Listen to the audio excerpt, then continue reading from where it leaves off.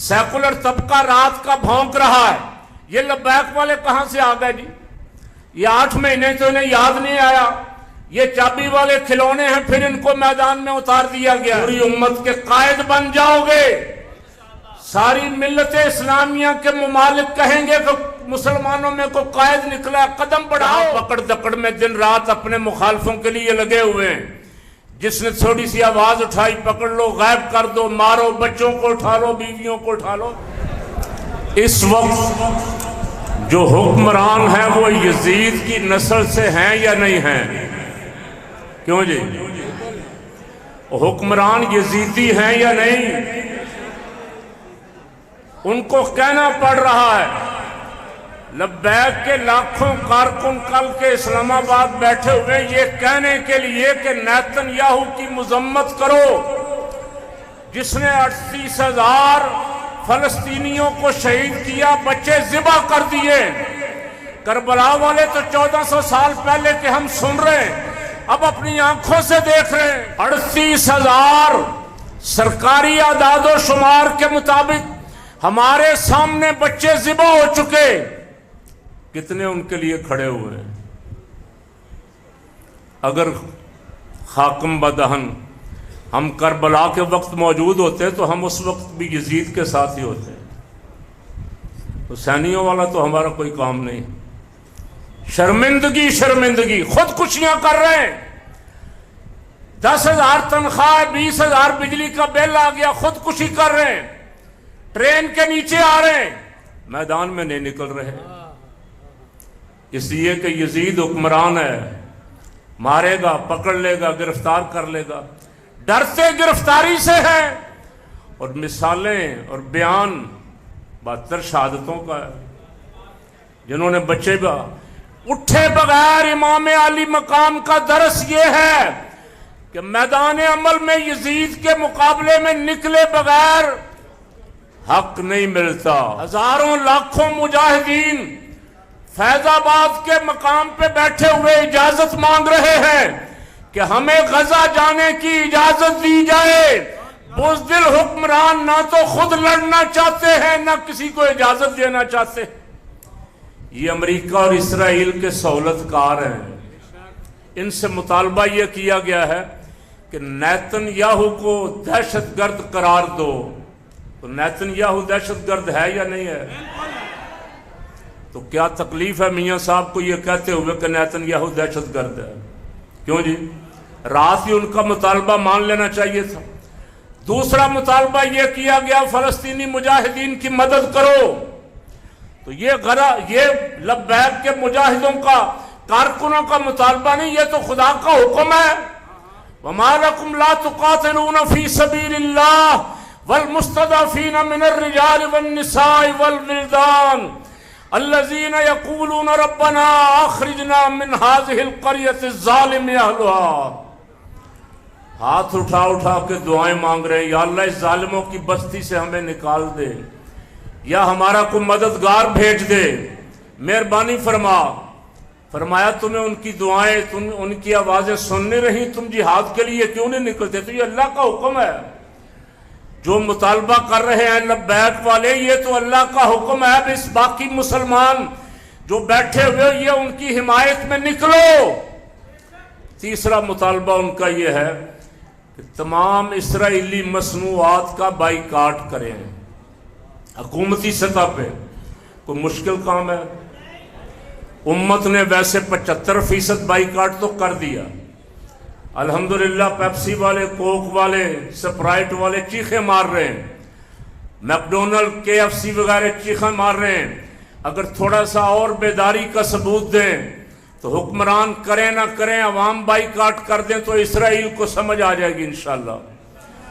ہم ان لبیک کے مجاہدین کے تمام مطالبات کے ساتھ ہیں۔ کیوں جی؟ ہم غزہ کے مجاہدین کے ساتھ ہیں، ہم حسینی کردار ادا کرنے والوں کے ساتھ ہیں۔ کل بھی ہم یزید کے خلاف برسر پیکار تھے، آج بھی وقت کے یزیدوں کے خلاف برسر پیکار ہیں۔ فتح انشاءاللہ حق کی ہوگی، حق کے لیے نکلنے والے 313 بھی ہو تو ہزاروں پہ غالب آ جاتے. یہ آج ہم نے غزہ میں دیکھ لیا. 10 مہینے ہو گئے, لوگ کہتے تھے یہ ایک ہفتہ نہیں نکالیں گے. سکول تباہ کر دیے گئے, مسجدیں شہید کر دی گئیں, ہسپتالوں پہ بمباری کی گئی, جتنے ان کے لیے سینٹر بنائے گئے تھے, پناہ گاہیں بنائی گئی تھی, سب تباہ کر دی گئیں. امریکہ بولا کوئی؟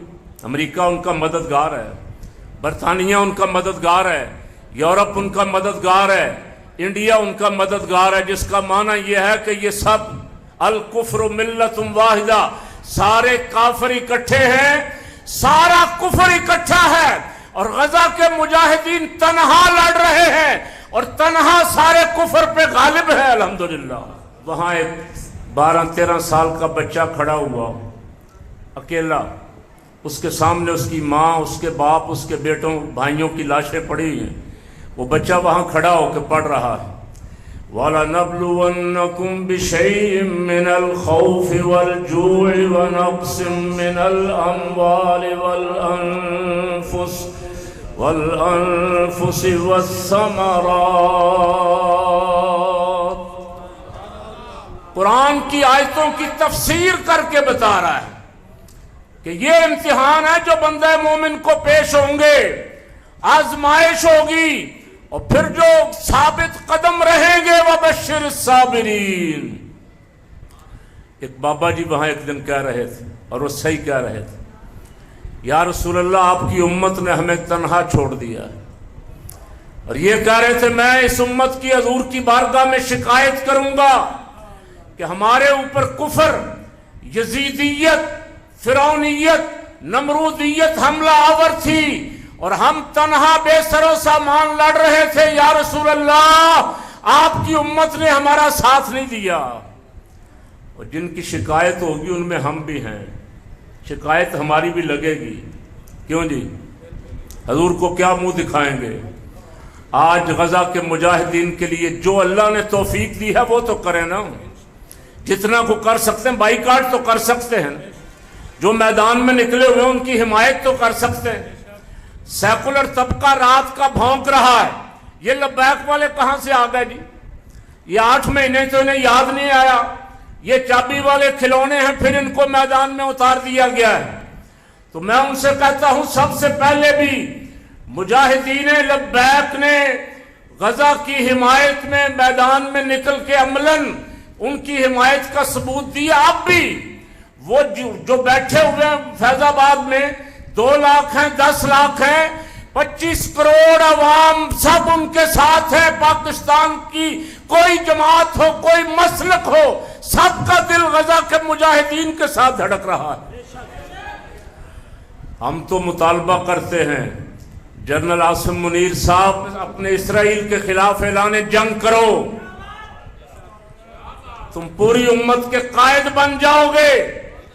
ساری ملت اسلامیہ کے ممالک کہیں گے کہ مسلمانوں میں کوئی قائد نکلا, قدم بڑھاؤ, میدان میں نکلو. اللہ نے پاکستان کو ایٹمی پاور ایسے نہیں بنایا تھا کہ بس یہ ہاتھ پہ ہاتھ دھر کے بیٹھے رہیں. اسے مسلمان مظلوموں کی مدد کے لیے اللہ نے ایٹمی پاور بنایا تھا. میرے اور آپ کے قائد امام اہل سنت حضرت مولانا شاہ نورانی رحمۃ اللہ علیہ فرمایا کرتے تھے پاکستان کا ایٹمی پاور بن جانا رسول اللہ کا معجزہ ہے. قیادت بے ایمان, قیادت چور, قیادت ڈاکو, قیادت میں بیٹھے ہوئے لوگ لٹیرے جو اربوں روپیہ کھا گئے ہیں, جو اربوں روپیہ بجلی کے بلوں کا عوام کا کھا رہے ہیں, اور اس ملک کا ایٹمی پاور بن جانا اس کرپٹ قیادت کے ہوتے ہوئے یہ حضور کا معجزہ ہی ہے. اللہ نے پاکستان کی بھی حفاظت کرنی تھی, پاکستان کے ذریعے باقی جتنے مظلوم مسلمان ہیں ان کی حفاظت کا بھی سامان کرنا تھا. جرنیلوں کو غیرت کا مظاہرہ کرنا چاہیے. یہاں پکڑ دکڑ میں دن رات اپنے مخالفوں کے لیے لگے ہوئے ہیں.